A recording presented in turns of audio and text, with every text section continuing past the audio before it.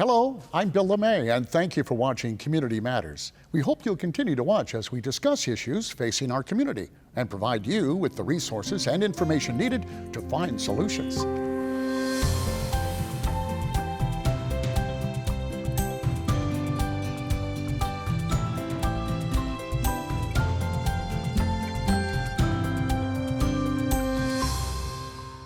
Alzheimer's disease is the sixth leading cause of death in America, and an estimated 5.8 million Americans of all ages are living with the disease.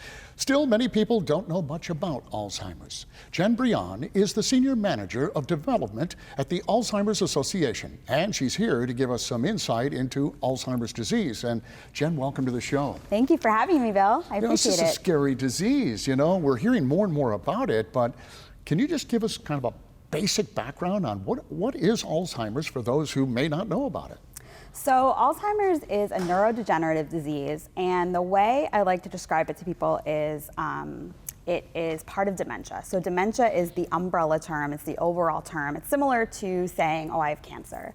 Alzheimer's disease makes up about 80% of dementia cases. So there are multiple types of dementia. There's frontotemporal, vascular dementia, and basically the differences are the parts of your brain that it affects.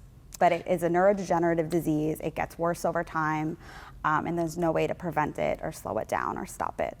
So when we talk about dementia and Alzheimer's, it's not really two different things. Correct. Correct, okay. So that is something that we're learning, and when you go to the doctor too, some doctors may say, oh, you have a diagnosis of dementia. Other doctors might say you have a diagnosis of Alzheimer's. It's super important to get a clear diagnosis, but yes, Alzheimer's disease is in the dementia family. The differences are the part of your brain that it affects. With so many Americans being affected by it, I'm sure most people know of somebody or have heard of somebody who's had Alzheimer's disease. And as you get older, you begin to wonder, what is your forgetfulness is due to old age or maybe something more. What is the difference? What are some of the signs we should be looking for? So I went to a presentation once, and the doctor described, how can I tell if I have Alzheimer's? He's a neurologist down in New Bern, and people ask him that all the time. Folks who are, in their 50s and 60s who are like, oh gosh, am I going to get Alzheimer's? And basically he says that if you can remember that you forgot something, that's a good sign. So I'm one of those people who whenever I go to the mall or go to the store, I can never remember where my car is. Oh. I always have to write in my phone, where's my car? Where did I park? Because I will spend like 20 minutes looking for my car. And that was one of the examples I gave him, and he's like, no, you're fine. If it completely escapes you, then that might be something that you want to get checked out. We tell family members and caregivers, have your loved one write a list of things, write instances down where they've forgotten something, because the best thing that you can do is bring a really reliable tracker of things that you forgot and really provide that doctor just a comprehensive view of what's been going on. And then from there they'll do diagnostic testing, and they might do some brain imaging, things like that. But if you forget something once in a while, you're fine. Okay, good. That's good, because I really do forget quite frequently. So this testing that takes place with your physician, mm-hmm.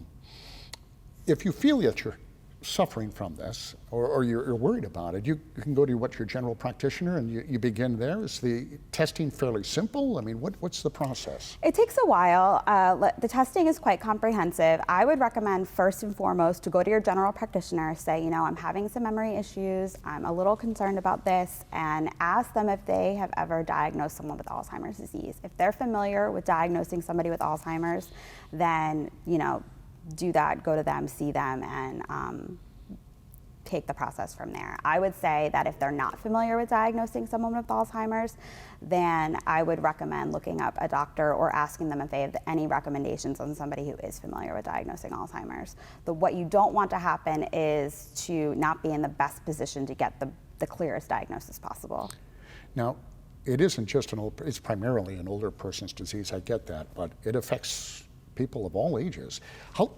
From diagnosis, give me the process of the disease. How long do you have once you get it, and what are the different stages? So we like to tell people that there's, early stage, middle stage, and late stage Alzheimer's. So a person can be living with Alzheimer's for a few years. They could be living with Alzheimer's for up to 20 years. Every person is different. No person with Alzheimer's disease is the same. And it's not just about the person who has the disease, it's also about the families who are, supporting them and taking care of them, because it really involves the entire family. In the beginning, it might just be, you forget things every once in a while. You miss an appointment, you might have difficulty following something at work, and then the changes become more incremental and they become a little bit worse as it goes on. So in the middle stages of Alzheimer's, it might be more difficult for you to take care of yourself. You might have trouble, locating things in your home. It might be hard for you to, follow a recipe that you've been doing for several years. And then the later stages of Alzheimer's, typically it becomes that time where you might make arrangements to either go to a facility, you might have some help in your home, you might not be able to use the bathroom on your own or get dressed on your own or take showers on your own, because it's not just forgetting memories or forgetting appointments or not being able to find your car like me. You forget to do everything that makes you a human being. You forget how to take care of yourself, you forget how to speak. And then at the very end, most people pass away because they forget how to swallow. And that's frightening. It's absolutely terrifying. It's terrifying. It's terrifying. Do we know what causes the disease at this point? So there's what we call amyloid plaque that builds up in your brain. And when that plaque builds up, that is what causes the Alzheimer's disease. But as far as what really causes it and how we can prevent it and stop it, we're still working to figure that out.